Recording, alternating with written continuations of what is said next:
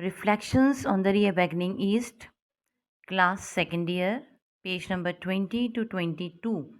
Explanation in Urdu, Professor Shahla Yusuf. Bismillahirrahmanirrahim. Rabbi Yasir wala tuwassir wa Rabbi tammim bil khair. बिस्मिल्लाहिर्रहमानिर्रहीम। अभी इससे पहले हम लोगों ने इसका पहला पैराग्राफ पढ़ा था, reflection on the reawakening east का, ठीक है।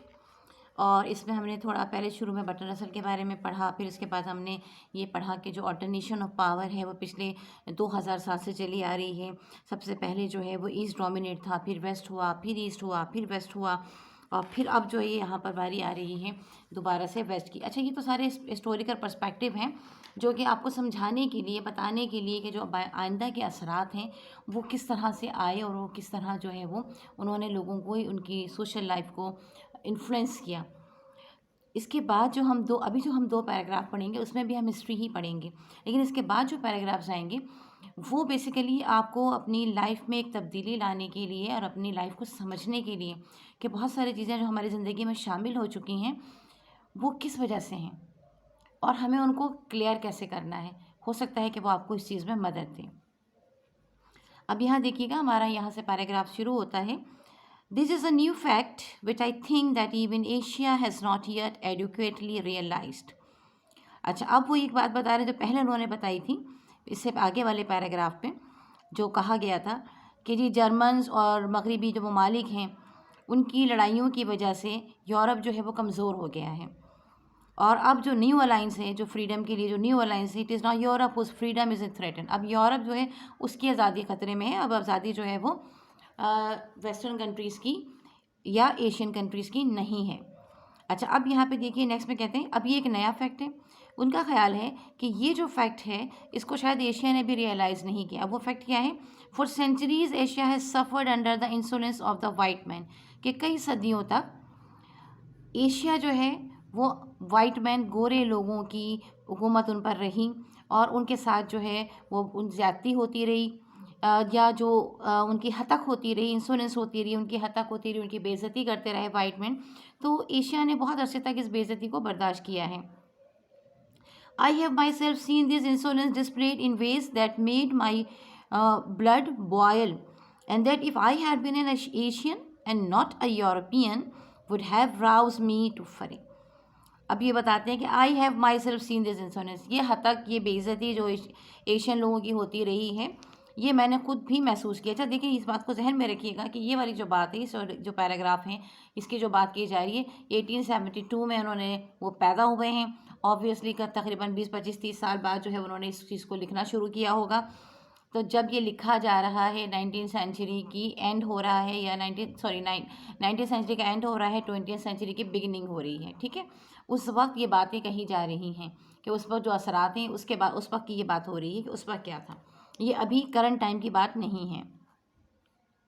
लिहाजा वो कहते हैं जो कि मैंने खुद देखा है इस तरह से लोगों की बेइज्जती होते हुए, तो मेरा अपना खून जो है वो खौल जाता है, और अगर मैं एशियन होता तो शायद मैं इससे कहीं ज़्यादा गुस्सा और गज़बनाक होता। कि अभी तो मुझे सिर्फ गुस्सा आता है ना, खून खौलने लगता है, लेकिन शायद मैं इससे ज़्यादा गज़बनाक होता अगर मैं एशियन होता कि मेरे साथ ये ज़्यादती की जा रही है।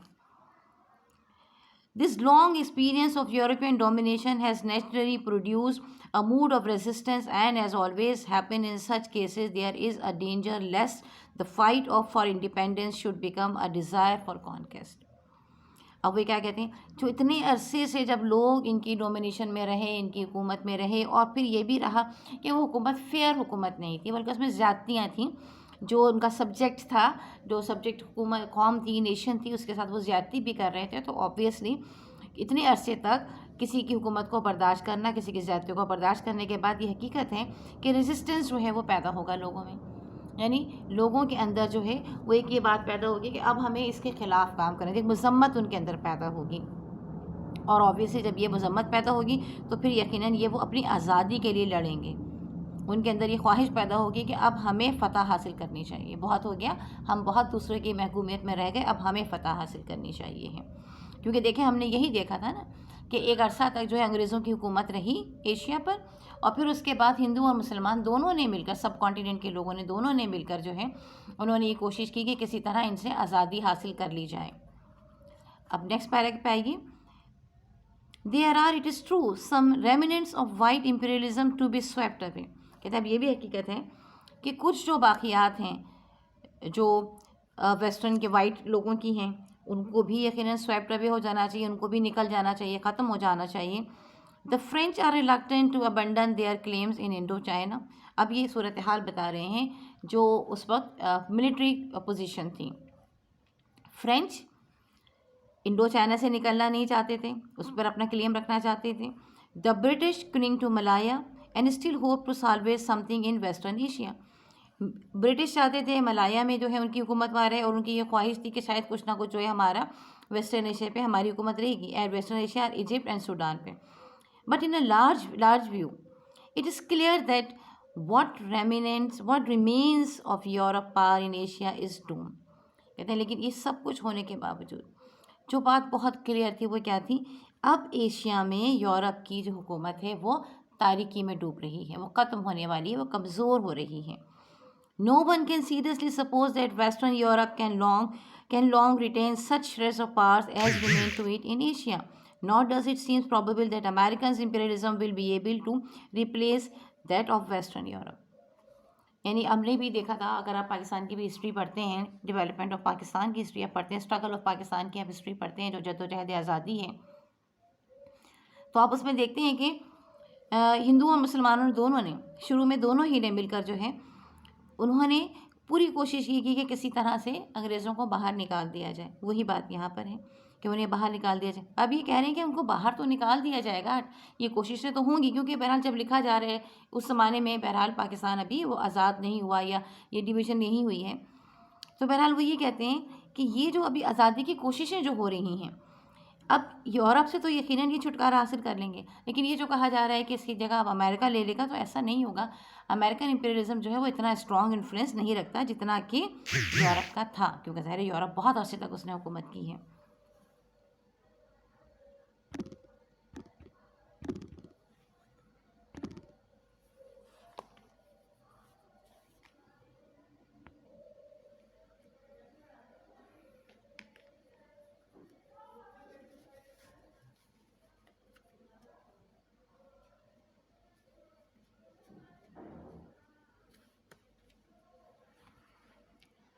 There is only one imperialism which now offers any meanness to Asia। अब ये बात बता रहे हैं, अगेन दिमाग में यही बात रखिएगा कि ये जो है करंट सिचुएशन नहीं है, ये हम अभी हिस्ट्री ही की बात कर रहे हैं, पाकिस्तान की डेवलपमेंट से पहले की बात कर रहे हैं, इंडिपेंडेंस की पहले से बात कर रहे हैं, ठीक है, पाकिस्तान इंडिपेंडेंस के पहले। अब वो ये कहते हैं यूरोपियन इंपीरियलिज्म ख़त्म हो गया, अमेरिकन इंपीरियलिज्म अभी इतना असर नहीं रखेगा, लेकिन अब जो ख़तरा है जिस चीज़ से, जो चीज़ जो है वो मज़ाहमत कर सकती है, जो चीज़ परेशान कर सकती है, जो मुसीबत डाल सकती है, जिसको हम कहते हैं ना, या जिसकी मीननेस, वैसे तो जो लफ्ज़ अगर इस्तेमाल किया जाता है तो यही है कि जो उसकी बुराई है, जो उसकी ख़राबी है, जो एशिया पर असर कर सकती है, वो क्या है, वो है रशिया।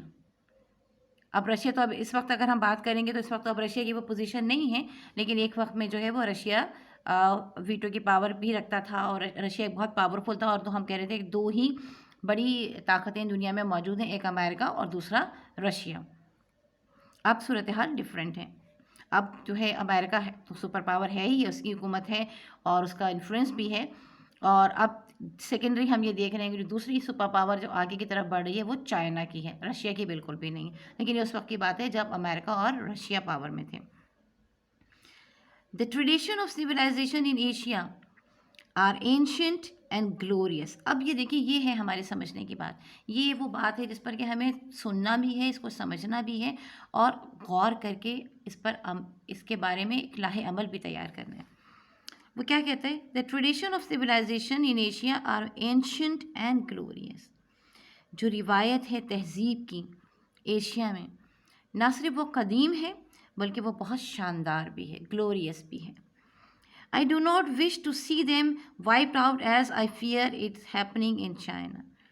मैं नहीं जानना चाहता, या मैं नहीं चाहता कि ऐसा हो कि जैसा कि ये वाइप आउट हो गई है, बिल्कुल ही ख़त्म हो गई है चाइना से, क्योंकि चाइना की अपनी ट्रेडिशन जो है वो अब ऐसी हो गई है कि ढूंढे से भी ना मिले।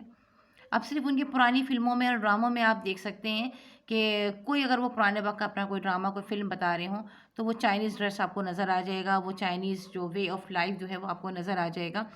लेकिन अगर आप रियल लाइफ में सोसाइटी में अगर आप जाते हैं तो वहाँ पे आपको जो है वो ऐसा कुछ नज़र नहीं आएगा। वहाँ पे आपको वही अंग्रेज़ों वाला सूरत हाल है, लाइफ स्टाइल है तो भी वैसा ही है, उनकी जो जो उनकी सोसाइटी है वो भी उसी तरह की है।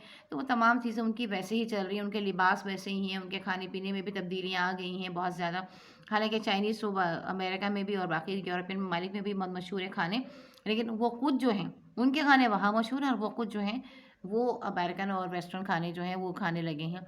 उनके पास इन चीज़ें आ गई हैं।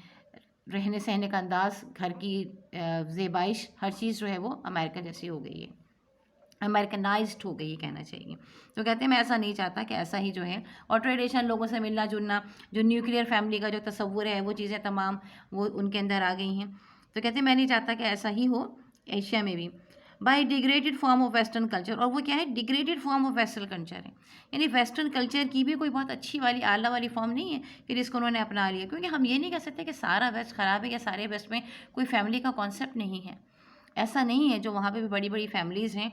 और खुद हम देखते रहे हैं कि जब अमेरिकी सदर आते हैं तो आपने देखा होगा कि वो दादा दादी अगर होते हैं तो उनके पोते पोतियाँ सारे ही लोग जो है वो वाइट हाउस में आकर रह रहे होते हैं। तो जाहिर है कि अगर ये एक जॉइंट फैमिली सिस्टम होगा तभी तो रहेंगे। अगर न्यूक्लियर फैमिली सिस्टम है तो 2 अफराद आएंगे वो रह जाएंगे, बाकियों की तो आने की ज़रूरत नहीं है। लेकिन ऐसा नहीं है। सदर रेगन के मामले में हमने देखा कि उनकी भी पूरी फैमिली आकर रही थी और बाकी के सदर जो हैं उनकी भी फैमिलीज़ आकर रही हैं। तो इसका मतलब है कि कंबाइंड फैमिली का, जॉइंट फैमिली का कॉन्सेप्ट भी वहाँ पर मौजूद है। लेकिन इन जनरल ऐसा नहीं है। इन जनरल जो है वो न्यूक्लियर फैमिली जो है वो, न्यूक्लियस फैमिली जो है वो चल रही है। तो वही चीज़ न्यूक्लियस फैमिली वाली बातें जो हैं, जो ज़्यादातर ख़राब बातें हैं, वही ज़्यादा तेज़ी से अपनाई ली जाती हैं। अच्छी बातें तो अपनाने में ज़रा थोड़ा अपने आप पर जबर करना पड़ता है, तो वो नहीं होती। तो लिहाजा वो यही कह रहे हैं। अब इसमें कल्चर के साथ साथ, जो ट्रेडिशन के साथ साथ, दूसरी बात कम्युनिज़्म, जो चीज़ जो ख़राब चीज़ है जिसको वो कहता है communism, though this is not widely recognise either in the east or in the west, is the most modern and the most violent form of western imperialism. Communism जो है कहते हैं अगरचे ज़्यादा नहीं अपनाया गया है, लेकिन ये जो है ये ईस्ट और वेस्ट में अपनाया नहीं गया, लेकिन ये मोस्ट वायलेंट फॉर्म है वेस्टर्न इम्पीरियलिज्म की, जो बादशाह जो मगरबी बादशाह जो रही हमारे ऊपर, उसके असरात में। It's philosophy is German and it's regime is impose by military force. कहते हैं इसकी जो फ़िलासफ़ी है, उसका फ़लसफ़ा है, वो तो जर्मन है, और जो इसकी जो ताकत जो इम्पोज की गई है वो मिलिट्री फोर्स से की गई है।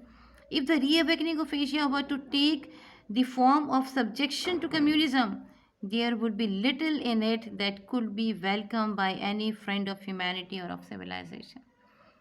कहते हैं अगर एशिया भी आज़ाद होने के बाद कम्युनिज़म के अंदर आ जाता है, यही सोच रखता है, इसी तरीके से काम करता है, तो फिर हम कोई भी शख्स है, जो भी दोस्त होगा इंसानियत का या तहज़ीब का जो दोस्त होगा, वो इसको खुशामदीद नहीं कहेगा, वो इसको वेलकम नहीं करेगा।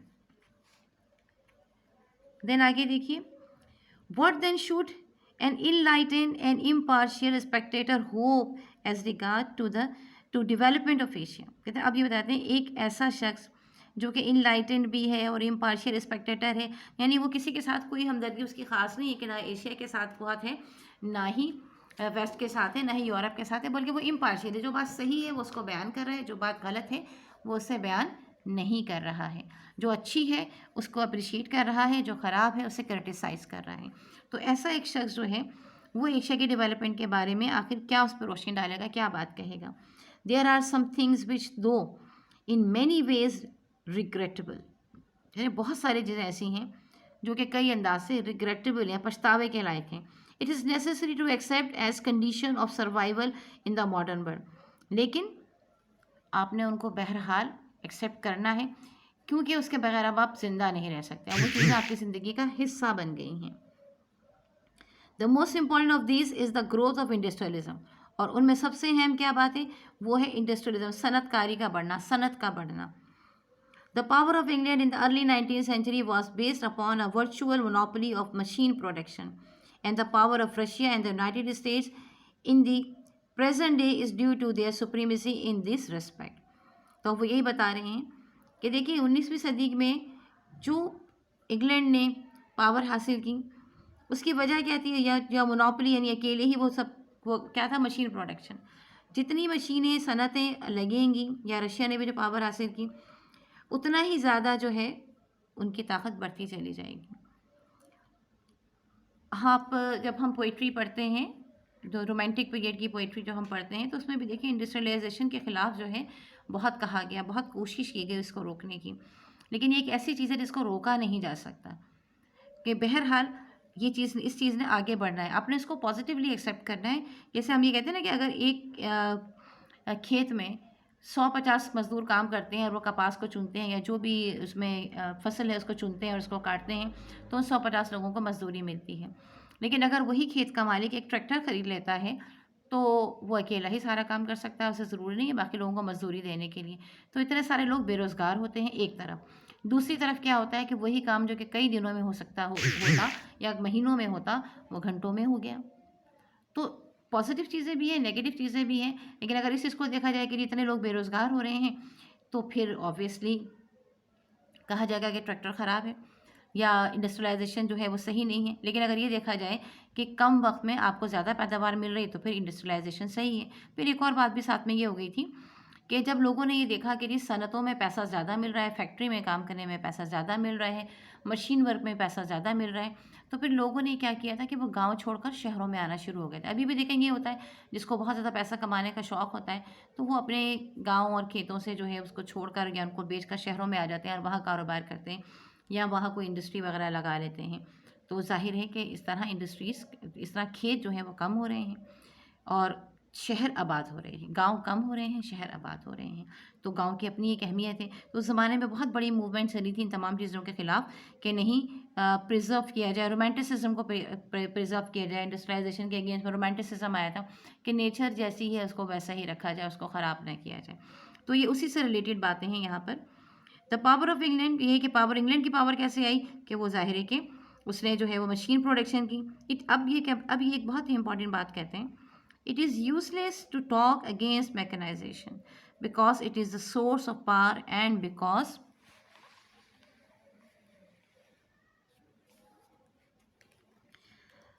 those who lag behind have difficulty in preserving independence। तो ना सिर्फ ये कि ये अहम है इस वजह से कि आप इसमें तरक्की करेंगे और आगे बढ़ेंगे, बल्कि इसके खिलाफ बात करना इसलिए भी गलत होगा कि तरक्की तो होगी ही होगी बिलाशुबा, लेकिन अगर आप ये इसको हासिल नहीं करेंगे, आप कहेंगे कि नहीं हमने तो इंडस्ट्रियलाइजेशन नहीं करनी, हमने तो वही जो हमारा रोमांटिक पीरियड है जो हमने उसके उसके मुताबिक हमने काम करना है, जो नेचर जैसी है वैसे रखना है, खेतों में वैसे ही काम होना है, या मशीनरी को इस्तेमाल नहीं करना है, तो एक तो आप ताकत में पीछे रह जाएंगे, पावर आपके पास नहीं होगी। दूसरा ये कि जब आप पावर आपके पास कम हो जाएगी, आप कमज़ोर मुल्क हो जाएंगे और दूसरे ममालिक मजबूत हो जाएंगे, तो फिर आपकी आज़ादी भी ख़तरे में पड़ जाएगी। अब मिसाल भी देता है वो, When industrialization was new in England, it roused indignant protest on account of its ruthlessness and destruction of beauty। जब नया नया था इंडस्ट्रियलिज्म इंग्लैंड में, तो लोगों ने इसके खिलाफ बहुत प्रोटेस्ट किए कि भाई ये जो शहरों की, जो गांव की खूबसूरती को ख़त्म कर रहे हैं, कि गांव ख़त्म हो गए, खेत लहलहाते हुए खेत ख़त्म हो गए और उसकी जगह एक धुआं देने वाली फैक्ट्री बन जाएगी, तो ऑब्वियसली वो सीन लोगों के लिए एक्सेप्टेबल नहीं था। These protests were eloquently expressed in Carlyle's Past and Present। Carlyle की बुक पास्ट एंड प्रेजेंट में इसको बहुत अच्छी तरीके से, बहुत फसाहत और बलागत के साथ, eloquently, बहुत डिटेल में फसाहत के साथ बयान किया गया। But they remain completely ineffective, मगर जाहिर है कि ये असर नहीं कर पाए, क्योंकि आप इंडस्ट्रियलाइजेशन को नहीं रोक सकते हैं। क्योंकि आप अपने घर में ही देख लें, हमारे घर में अब इंडस्ट्रियलाइजेशन कितनी आ गई है। अगर आपकी अम्मी आपको ये कहें कि आप मसाला जो है वो ग्राइंडर में नहीं पीसें और आप सिल पे पीसें, तो आप फ़ौरन एक खड़ी हो जाएंगी, कहेंगी नहीं, मैं तो फ़ौरन मुझे काम करना है, मैं तो ग्राइंडर में ही पीसूँगी, और मैं क्यों जो है वो सिल पे पीसने बैठ जाऊँ, इतनी देर लगाऊँ। कॉमन प्रैक्टिस की चीज़ है ना, ये हो रही है कि घर के अंदर से ही प्रोटेस्ट शुरू हो जाएगा कि नहीं इंडस्ट्रियलाइजेशन जो है वो होनी चाहिए और ये हम मैनुअल काम हम नहीं करेंगे। तो वही चीज़ है कि तेज़ी के साथ इंडस्ट्रियलाइजेशन बढ़ा। They are similarly ineffective in the present day, बिल्कुल इसी तरह आज भी ये इनइफेक्टिव है। Gandhi, in spite of his immense influence over his कंपेट्रॉइट्स, was totally unable to restore the spinning wheel। और गांधी जी जिनका कि बहुत ज़्यादा इन्फ्लुएंस था अपने लोगों पर, अपने हम वतनों पर, वो भी मुकम्मल तौर पर फेल हो गए इन स्पिनिंग व्हील को रोकने में, यानी इस पहिए के काम को, इस मशीन के चलने को रोकने में। Machine production and scientific techniques generally is bound to prevail wherever there is sufficient civilization to make it possible. जहाँ कहीं पे भी थोड़ी बहुत भी तहजीब होगी, थोड़ी भी लोग पढ़े लिखे लोग होंगे, ज़िंदगी में आगे बढ़ने की कोशिश कर रहे होंगे, वहाँ मशीन प्रोडक्शन और साइंटिफिक टेक्निक मौजूद होगी। अच्छा, गांधी जी की मैं बात आपको थोड़ी सी आपको बता दूँ कि आपने देखा होगा जो तस्वीरें गांधी जी की हमें नज़र आती हैं, जो मीडिया पे हमें मिलती हैं, तो आपने उसमें देखा होगा कि वो 2 कपड़े लपेटे हुए होते थे, एक चादर की तरह वो अपने जिस्म के ऊपर वाले हिस्से में, और एक धोती की तरह उन्होंने नीचे बांधा हुआ होता था, और एक लकड़ी उनके हाथ में होती थी। तो उसकी वजह क्या है, हमेशा वो ऐसे क्यों रहते थे? क्योंकि वो सिला हुआ कपड़ा नहीं पहनते थे। क्योंकि सिलाई होगी तो ज़ाहिर है वो मशीन पे होगी। इसी तरह वो ज़मीन पे बैठते थे, फर्नीचर पर नहीं बैठते थे, क्योंकि अगर आप फर्नीचर बनाएंगे तो आप दरख्तों को काटेंगे, आप जो है वो तो फ़ज़ा को ख़राब करेंगे, आप कुदरती जो खूबसूरती है उसको ख़राब कर रहे हैं। तो लिहाजा वो इसकी सख्ती से खिलाफ थे और सारी ज़िंदगी उन्होंने इस पर अमल किया, लेकिन वो अपने फॉलोवर्स को इस पर अमल नहीं करवा सके।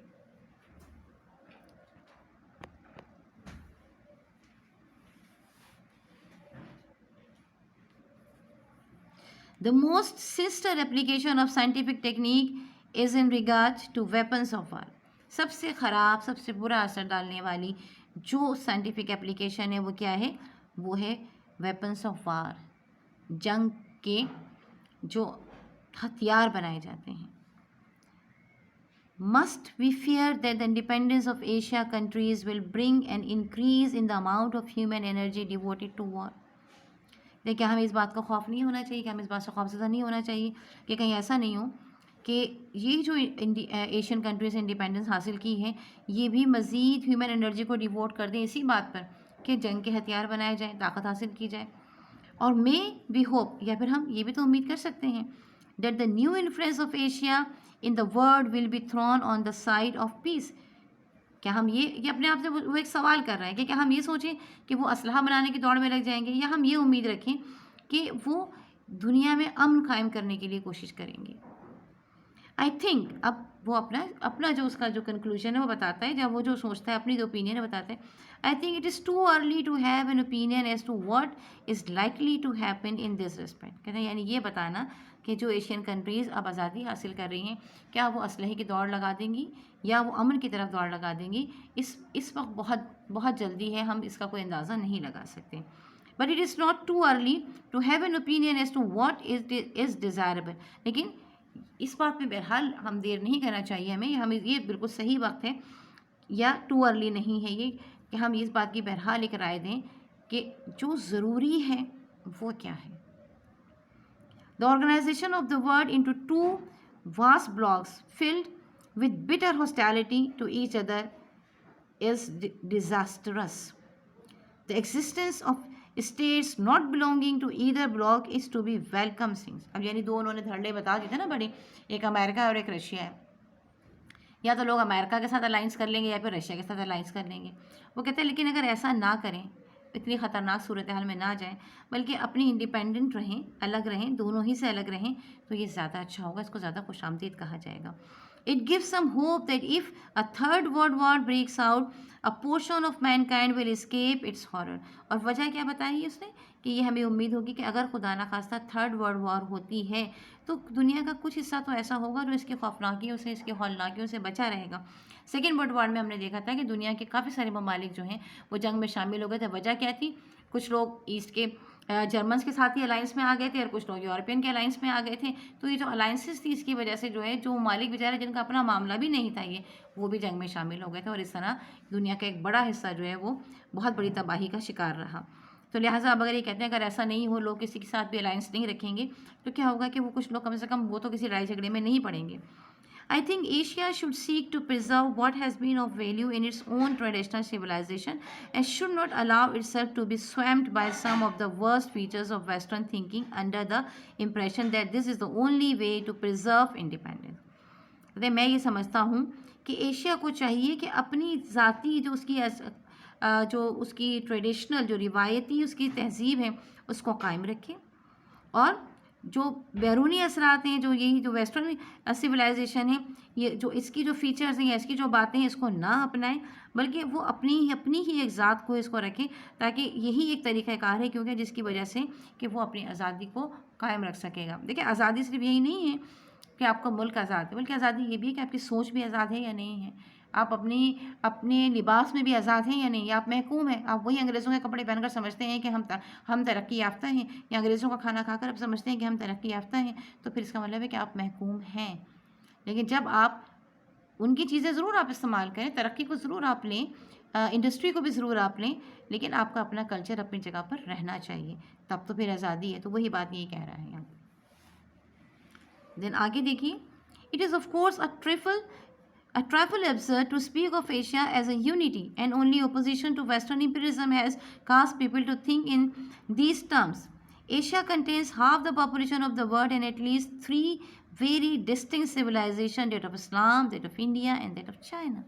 कहता है अब अगर हम ये सोचें कि एशिया एक यूनिटी बन जाएगा, एशियन लोग सारे के सारे मिलकर एक साथ रहेंगे, तो ये भी एक बहुत ही अजीब सी बात है, एक बेवकूफ़ाना सी बात होगी, क्योंकि ऐसा नहीं हो सकता। वजह क्या है? वजह ये है कि एशिया में सिर्फ एक कौम नहीं रहती है, पॉपुलेशन जो उसकी है, जो आबादी है, वो 3 मुख्तलिफ़ तरह की सिविलाइजेशन तहज़ीब रखती है। एक इस्लाम की है, ज़ाहिर है कि बहुत मुख्तलिफ है इंडियंस से, और इंडियंस की मुख्तलिफ है चाइना से।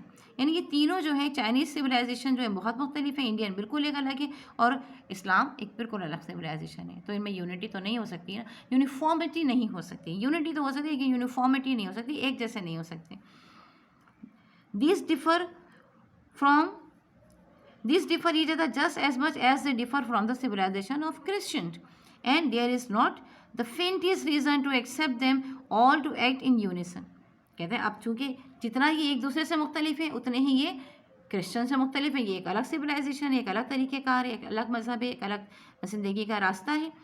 लिहाजा वो क्या कहते हैं, there is not the faintest reason, कोई छोटा सा बारीक सा भी, बिल्कुल भी हल्का सा भी कोई ऐसा रीज़न नहीं है कि हम ये एक्सेप्ट करें कि ये सारे के सारे मिलजुल कर ये एक जैसे रहेंगे या एक तरह से रहेंगे।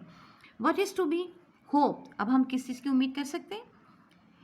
Not an endeavour after cultural or political unity, but a determination to uphold independence at home and to respect it elsewhere. And when I speak of independence, I am not thinking only of politics but also of culture. The most important thing. और वो ये क्या कहता है कि हम इनसे ये उम्मीद रखते हैं कि वो ये कोशिश तो नहीं करेंगे कि पॉलिटिकली उनमें कोई कल्चरल और पॉलिटिकल यूनिटी कायम करने की कोशिश करें, बल्कि हम ये करते हैं कि वो अपनी आज़ादी को कायम रखने की कोशिश करेंगे, अपने घर पर भी और जहाँ कहीं पे भी वो जाएंगे। और फिर कहता है जब मैं आज़ादी की बात करता हूँ तो आज़ादी का मतलब मेरा क्या है, नॉट ओनली ऑफ पॉलिटिक्स के सियासी आज़ादी भी होगी बल्कि कल्चरल आज़ादी भी होगी। यानी आप जिस तरह अपनी ज़िंदगी को अपने कल्चर के मुताबिक गुजारना चाहते हैं, आप उसको गुजारिए, उसी तरह आप उसको गुजारें। There is a great danger of too much cultural uniformity. No great civilisation has ever been cosmopolitan. आप देखिए कितनी प्यारी बात उसने कही है कि उस वक्त ये खदशा जाहिर कर रहा है कि बहुत बड़ा एक खदशा है कि कल्चर यूनिफॉर्मिटी ना हो जाए। आज अगर आप देखें तो अगर आप 4-5 लोगों को, आप पाकिस्तान से कुछ लोग ले लें, कुछ लोग आप इंडिया से ले लें, कुछ लोग आप चाइना से ले लें, कुछ और कहीं से ले लें, और इन सब को जो है जो लिबास ये आम तौर पर पहन रहे हैं उसी लिबास में अगर आप इनको खड़ा कर दें और इन सब के चेहरे छुपा दें, तो आप नहीं बता सकते कि किस शख्स का ताल्लुक़ किस मुल्क से है, लिबास की बुनियाद पर, क्योंकि उन्होंने एक जैसे ही लिबास पहने हुए होंगे। इसी तरह घरों को अगर आप बताएं, उनका लाइफ स्टाइल अगर आप दिखाना चाहें, तब भी सबका आपको एक जैसा ही नज़र आएगा। जो यूनिफॉर्मिटी आ गई है, वो यही बात कह रहा है कि ये यूनिफॉर्मिटी नहीं होनी चाहिए। जैसा आपका कल्चर है, जैसे आप रहते हैं, आप उसी चीज़ को जो है वो प्रिजर्व करें, और वही खूबसूरती है। कोई बड़ी तहजीब जो भी होती है वो कॉस्मोपॉलिटन नहीं होती है, उसमें हमेशा जो है अपनी एक क़ुव्वत होती है, अपनी एक ताकत होती है, जो अपनापन एक उसका अपना होता है, तो वो एक बहरहाल बेहद ज़रूरी चीज़ है। देन अब हमने जो गलती की है वो यही की है ना कि हमने अपना कल्चर हमारा ख़त्म होता चला जा रहा है। हमारी बच्चियाँ वही लिबास पहनी जो अंग्रेज़ों की बच्चियाँ पहनती थी, जबकि दीनी लिहाज से हमारे लिए अगर हम देखें तो किसी तरह भी मुनासिब नहीं है। हमारी आज़ादी के तो बिल्कुल ही ख़िलाफ़ है कि फ़ायदा ही नहीं। आज़ाद तो हम इसीलिए हुए थे ना कि मुसलमानों की तरह रह सकेंगे, जो मुसलमानों का लिबास उस तरह रह सकेंगे। लेकिन ऑन दी अदर हैंड आजकल ख़ासकर अभी जो इस ज़माने में जो बात हो रही है, तो आप देखें तो बिल्कुल ही लग रहा है कि अगर मीडिया को देखें या किसी चीज़ों को भी देखें, तो कहीं पे दीन, शर्म और हया और तमाम चीज़ें जो हमारे कल्चर की एक खूबी थी, वो हमें ख़त्म होती हुई नज़र आ रही है बहुत तेज़ी के साथ। Then come to the other paragraph. Modern cosmopolitanism is based upon science and machinery. These two new elements in civilization have been superimposed upon older culture and have shown themselves such powerful solvent that they tend to put an end not only to what was bad but also to what was good in the culture of the past. यानी अब ये जो कॉस्मोपॉलिटिज्म है, ये जो लोगों का एक जैसा हो जाना है, ये जो बैनुल अक़वामी तौर पर लोगों का एक जैसा हो जाना है, अब ये चीज़ पे क्या चीज़ सबसे अहम है, ये बेस किस पे करता है? साइंस एंड मशीनरी पे। यानी अगर मेरे घर में पाकिस्तान में बैठकर मैं अपने घर में मसाला जो है वो ग्राइंडर मशीन पे, किसी भी कंपनी की ग्राइंडर मशीन पे मैं पीस रही हूँ, तो जो अमेरिका और लंदन में और कहीं पर भी दुनिया के किसी हिस्से में भी कोई खातून बैठी होंगी, तो इस ज़माने में वो भी मसाला वैसे ही पीस रही होंगी, उनके पास भी वो मशीनरी मौजूद होगी, या हमारे घर में जो सहूलतें जो मौजूद हैं वो वहाँ पर भी मौजूद होंगी। तो साइंस और मशीनरी जो है वो तो बहरहाल सब जगह एक जैसी ही हो गई है। अब यही चीज़ उन्होंने क्या किया है, हमारी इसने सुपर इम्पोज कर दिया है हमारे कल्चर को भी। जब हम ये कहते हैं ना कि बड़ा ट्रेडिशनल सा खाना बनाएं, तो हम ये कहते हैं ना कि जी हमने ये मसाले सिल पे पीसे हैं, ये मसाले जो है हमने धूप में सुखाए हैं और फिर धूप में सुखा कर फिर हमने जो है ये खास कर बनाए हैं। अब हम इन चीज़ों को जो कि रेयर हो गई ना, क्योंकि पहले तो कॉमन थी, अब रेयर हो गई है, तो हम इनको बड़ी अहमियत दे रहे होते हैं। हम कहते हैं नहीं नहीं नहीं, ये तो बड़ी अहम बात है, हम ये कर रहे हैं और ये ख़ास हमने एक अजीब सा लगता है। जैसे आपने देखा ना ऑर्गेनिक वेजिटेबल्स और जो है वो आर्टिफिशियल जो खाद से बनाए हुए होते हैं। अब ऑर्गेनिक खासकर लिखा हुआ होता है, आप लेने के लिए जाएँ सब्ज़ी वगैरह, तो लिखा होता है कि जी ये बिल्कुल देसी तरीके से और ऑर्गेनिक वेजिटेबल, ऑर्गेनिक जो फर्टिलाइज़र है उससे बनाई हुई है और वो महंगी मिलती है, और जो फर्टिलाइज़र जिसमें डले होते हैं वो सस्ती मिल रही होती है। यानी ये चीज़ें अब हमारे लिए रेयर हो गई हैं।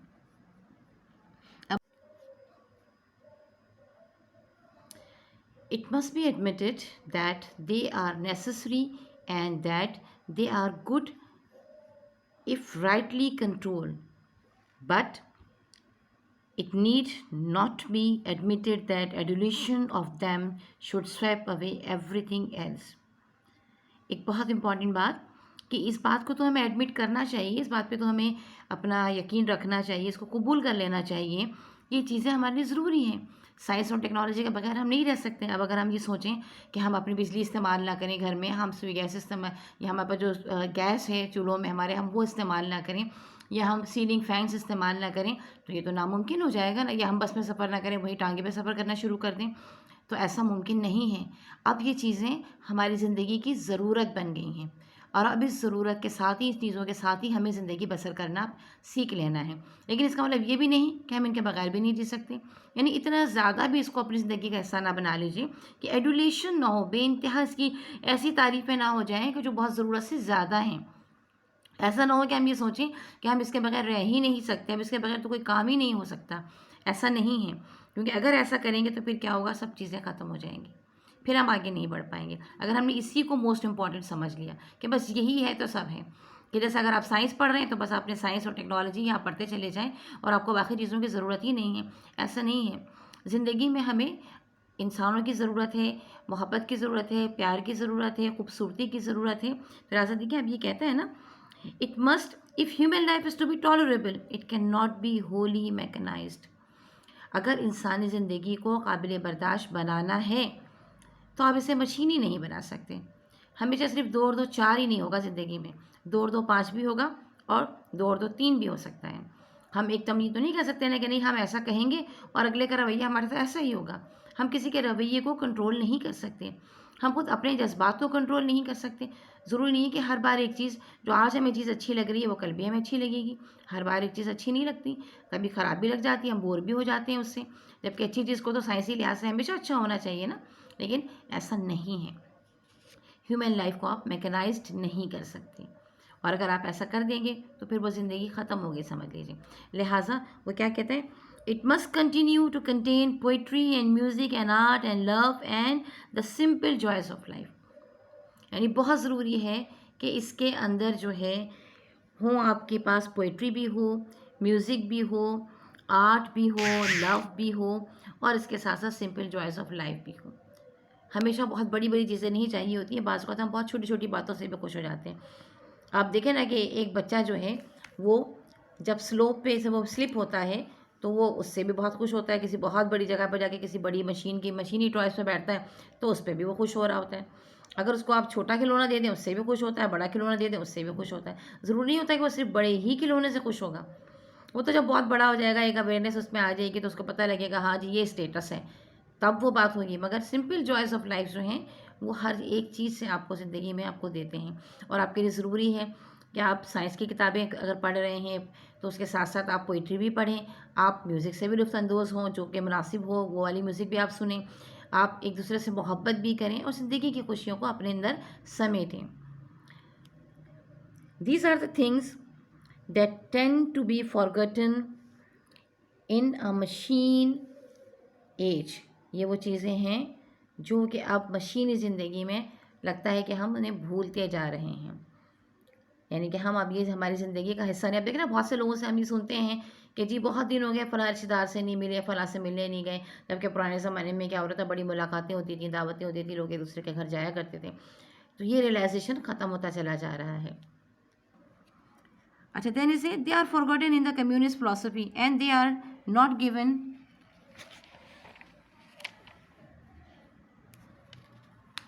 sufficient weight by many men who think themselves in the forefront of progress. जैसा बहुत से लोग जो है ना तरक्की करना है, आगे बढ़ना है, तो वो क्या करते हैं, तमाम चीज़ों को अपनी ज़िंदगी में अहमियत नहीं देते। काम की किताबें पढ़ो, काम की चीज़ें पढ़ो, काम के वो चीज़ें करो और बाकी तमाम चीज़ें छोड़ दो। ऐसा नहीं हो सकता। अगर आप लाइफ को लेकर चलते हैं, लाइफ में आपको हर चीज़ की ज़रूरत है, तो आप लिटरेचर भी पढ़ते हैं, पोइट्री भी पढ़ते हैं, आप आर्ट भी देखते हैं। अगर आपका दिल चाहता है कोई पेंटिंग करने को, आप पेंटिंग भी करते हैं। तब आप या आप पेंटिंग देखने के लिए चले जाते हैं, करते नहीं हैं तो अच्छी पेंटिंग्स किसी की देखने के लिए जाते हैं, तो that gives you a life, that gives the quality of life to you, है ना, एक क्वालिटी ऑफ लाइफ आपके पास आती है। कहते हैं I should like to hope that reawakening Asia will remember these elements in the good life. कहते हैं मैं उम्मीद करता हूँ कि जो एशिया है वो इस चीज़ को भी रखेगी अपने अंदर। यानी ये नहीं कि बस तरक्की करना है, आगे बढ़ना है तो बस अब काम ही काम करना है, बल्कि आपने ज़िंदगी को खुशगवार भी रखना है। I should like to think that rivalries and the struggle for national independence will not be so severe as to compel militaristic mechanization।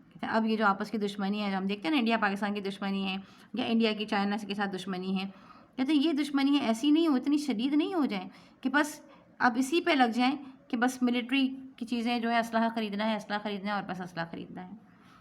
I should say to the reawakening nations of Asia. कहते हैं मैं ये जो nation है Asia की, जो आगे बढ़ रही हैं, जो आज़ादी हासिल करने की कोशिश कर रही हैं, मैं इनको ये कहूँगा, your independence will not be very difficult to preserve, specially in view of the division of the rest of the world into two hostile camp. कहते हैं मैं उनको ये कहूँगा कि आपकी आज़ादी को अपनी संभालना आपके लिए कोई मुश्किल नहीं है, खासकर अब जबकि दो बड़े हॉस्टाइल कैम्प बन रहे हैं, यानी जो एक दूसरे के साथ मुज़ाहमत रखते हैं, जो एक दूसरे को पसंद नहीं करते। But what will perhaps be more difficult will be to refrain from copying the mistakes of the West। जो मुश्किल काम आपके लिए ये नहीं होगा कि हम अमेरिका के साथ अलाइंस ना करें या हम रशिया के साथ अलाइंस ना करें और हम अकेले रहें इन दोनों से, बल्कि मुश्किल आपके लिए क्या होगा, मुश्किल आपके लिए होगा कि आप इनकी गलतियों को कॉपी ना करें। जैसा उन्होंने किया है वेस्ट ने, वैसा आप ना करें, बल्कि आप अपनी राह लें, अपनी नई तरीके जो है वो अपनाएं। The West throughout the last 5 centuries have displayed extraordinary energy। पिछले 500 साल से वेस्ट ने जो एक्स्ट्रॉर्डिनरी एनर्जी किस पर, energy which has taken many forms, some good some bad. ताकत कहाँ लगाई है, पावर कहाँ रखी है, तवानाई कहाँ रखी है उसने अपनी, कुछ अच्छी चीज़ों पे, कुछ बुरी चीज़ों में। It has explored the world from pole to pole. एक तो उसने ये अपनी तवानाइयाँ कहाँ खर्च की हैं कि एक कोने से दूसरे कोने तक दुनिया को उसने एक्सप्लोर कर लिया है। It has learn the secrets of atom and stars. ये तरक्की बता रहे हैं कि जो उन्होंने पॉजिटिव काम किए हैं, कि उन्होंने राज जान लिए हैं एटम के और सितारों के।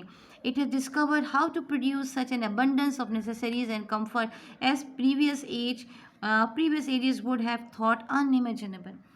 वो तमाम चीज़ें उन्होंने सीख ली हैं, तरक्की वो कर ली है जो कि शायद पिछली जो कौमें थी वो सोच भी नहीं सकती थी। जैसे पुराने ज़माने में लोग कहते थे एक ज़माना आएगा कि जब हवा में लोहे की चीलें उड़ेंगी, अब हम उस लोहे की चील में बैठकर जो है सफ़र करते हैं, दुनिया के एक किनारे से दूसरे किनारे तक पहुंचते हैं। जो जहाज़ है हमारा, एरोप्लेन जो है, वो अनइमेजिनेबल था ना उनके लिए। या पुराने ज़माने के में क्या, अभी कुछ ज़माने पीछे चले जाइए तो आप देखें टेलीफोन क्या था। कुछ लोगों के घरों में फ़ोन होता था, लोग एक दूसरे के घर जाके फ़ोन करते थे, और अब हर एक के तकिए के नीचे एक मोबाइल फ़ोन है। पूरी दुनिया की सैर कर लीजिए आप उसमें, ठीक है ना। जिस वक्त जहाँ चाहें, जिस मुल्क के शख्स से आप बात करना चाहें, जहाँ कहीं आपके रिश्तेदार बैठे हों, आप वहाँ उनसे वो बात कर सकते हैं। It has learned the secrets of atoms and stars. It has discovered how to produce such an abundance of necessaries and comforts of previous ages would have thought unimaginable. But all this, which might have power over other human beings, Africans and Asians alike have been tortured and oppressed by the energetic ingenuity of Western conquest. कहते हैं लेकिन यही चीज़, ये जो power है, जो उसने जो पिछले 500 साल की जो बात की जाए ना, उसी में जो आई एम सॉरी, मैंने शायद एक लाइन मिस की है। But all this which might have minister to human happiness has been vitiated by one fatal fault, the love of power over other human beings. अब इससे क्या हुआ कि वो एक बहुत इम्पॉर्टेंट बात थी कि आपने इंसानों से ज़्यादा मोहब्बत करनी थी, चीज़ों से कम। आपकी मोहब्बत ताकत अपनी हुकूमत जताने में ज़्यादा रही और इंसानों के साथ कम रही, और ये एक बहुत मोहलिक गलती थी जो ये कहते हैं कि एशियंस को नहीं करनी चाहिए। Africans and Asians alike have been tortured and oppressed by the energetic ingenuity of Western conquest. कहते हैं एशियंस और अफ्रीकन्स दोनों के साथ इन्होंने बहुत बुरा सलूक किया है, दोनों ने जो है वो वेस्टर्न के हाथों जो है मुसीबतें उठाई हैं। If the world is to be happy, अगर दुनिया को अब खुश रहना है, energy and ingenuity must no longer be expended in the exploitation of those who have less of these qualities. अब ये जो ताकत है, ये जो हुकूमत है आपके पास, ये जो साइंटिफिक आपके पास सुप्रीमेसी है, आपको ये इसलिए इन लोगों के खिलाफ नहीं इस्तेमाल करनी जिनके पास ये कम है। Mankind must learn at least of the nations of Asia. Mankind must learn a degree of mutual respect which has never hitherto existed. अब लोगों को एक दूसरे की इज्जत करना सीखना चाहिए, जो कि अब तक नहीं रही है। क्यों वो यही कहता है ना, शुरू में उसने कहा ना कि वेस्टर्न ने, यूरोपियंस ने जो है वो इतनी बुरी तरीके से लोगों के साथ सलूक किया है, एशियंस के साथ और अफ्रीकन्स के साथ, कि मेरा खून खौल उठा है। यानी इतनी ज़्यादा हद तक आमेज जो है वो रवैया उनका रहा है, लगता है वो अब तक रहा नहीं है। लेकिन अब लोगों को सीखना चाहिए एक दूसरे की इज्जत करना। Perhaps some at least of the nations of Asia will have learned this lesson from their suffering at the hands of ingenious despots. क्योंकि हो सकता है कुछ लोगों ने, कुछ एशियन ने सीख लिया हो, जब होता है ना जो तकलीफ हमें पहुंची है वो हम दूसरों को ना पहुंचाएं। Perhaps on the other hand they will only have acquired a wish to imitate the ruthless mastodons who are bringing the West to disaster. और ये भी हो सकता है कि उन्होंने सिर्फ यही सीखा हो कि जिस तरह हमें तब आ गया, हम भी दूसरों के साथ वही सलूक करें। I have not the gift of prophecy, कहते हैं मेरे पास प्रोफेसी का, यानी कोई बात आगे की कहने का या कोई पेशेंट गोई करने का गिफ्ट मेरे पास नहीं है, मैं वो सलाहियत नहीं रखता हूँ। And I can not plumb the depth of the human folly, but while there is uncertainty, hope and apprehensions are equally rational and hope is more likely to be beneficial. कहते हैं अब जब ये हालात हैं, मैं चीज़ों को बढ़ाकर ख़राब भी नहीं बता रहा, बुराइयों को भी बढ़ाकर नहीं बता रहा हूँ, लेकिन ये है कि इस अनसर्टनिटी में उम्मीद की जा रही है कि फ़ायदा हो, और यही होप ही is more likely to be beneficial, और उम्मीद रखना ही बेहतर है। यानी ये जो हालात उस वक्त हो रहे हैं उसमें सिर्फ अच्छी उम्मीद रखना ही बेहतर है। So long therefore as hope remain possible I shall continue to hope and a large part of my hope will be centred in the east. कहते हैं जहाँ तक जब तक कि जो है उम्मीद रखी जा सकती है, मैं यही चाहूँगा कि मैं उम्मीद ही रखूँ और उम्मीद ही करता रहूँ, यानी अच्छाई की उम्मीद करता रहूँ कि एशिया जो है वो लड़ाई झगड़े की तरफ नहीं जाएगा, आपस में जंगो जदल की तरफ नहीं जाएगा, बल्कि अपनी आवाम के लिए, अपनी कौम के लिए बेहतर काम करेगा और अपनी सिविलाइजेशन को प्रिजर्व करेगा। तो लिहाजा मैं बहरहाल अपनी होप जो है वो एशिया में रखता हूँ। एक बहुत प्यारा सा चैप्टर है और यही चीज़ें हमें डिज़ायर करती हैं। अब यही हमें कोशिश कभी करनी चाहिए कि हम अपनी आइडेंटिटी जो है उसको कायम रखें। यही बात बहुत अच्छी तरीके से जो है बर्ट्रैंड रसेल ने कही है कि Asian countries should maintain their identity, कि उनको चाहिए अपनी शनाख्त को कायम रखें, अपने आप को, अपनी जो सिविलाइजेशन है उसको कायम रखें, क्योंकि उनके पास एक बहुत प्यारी, बहुत खूबसूरत सिविलाइजेशन है। अल्हम्दुलिल्लाह यहाँ पर हमारे चैप्टर की रीडिंग जो है वो कंप्लीट हो गई है, और चूँकि ये काफ़ी लंबा एक हमारा स्पेल बन गया है। तो लिहाजा मैं अभी इसी वीडियो में तो मैं आपको इसके मज़ीद क्वेश्चन आंसर्स और ऑब्जेक्टिव्स नहीं दूंगी, लेकिन इंशाल्लाह ताला इसकी जो थर्ड वीडियो आएगी that will be the final one, इस चैप्टर की फाइनल वन होगी थर्ड वीडियो। उसमें मैं आपको मज़ीद ऑब्जेक्टिव्स भी और क्वेश्चन आंसर्स भी इसके दे दूँगी। जब तक इसको 1 से 2 बार 3 बार ज़रूर सुनिएगा, ताकि आपका अंडरस्टैंडिंग लेवल बढ़े और आपको ये अच्छी तरीके से समझ में आए, और समझ में आने के साथ साथ अल्लाह ताला करे कि आपके अमल में भी ये चीज़ आए और आप इससे फ़ायदा उठाएँ। हमारी वीडियो आपको अच्छी लगी और आपको इससे फ़ायदा हो तो हमारे लिए दुआएं खैर कीजिएगा। हमारी तरफ से आपके लिए दुआएं हैं कि अल्लाह ताला आपको कामयाबी अता फ़रमाए, ज़िंदगी के हर गाम पर अल्लाह ताला कामयाबी अता फ़रमाए और आपको हमेशा नेकी पर और ईमान पर कायम रखे। आमीन सुम्मा आमीन। अल्लाह हाफ़िज़। Thank you.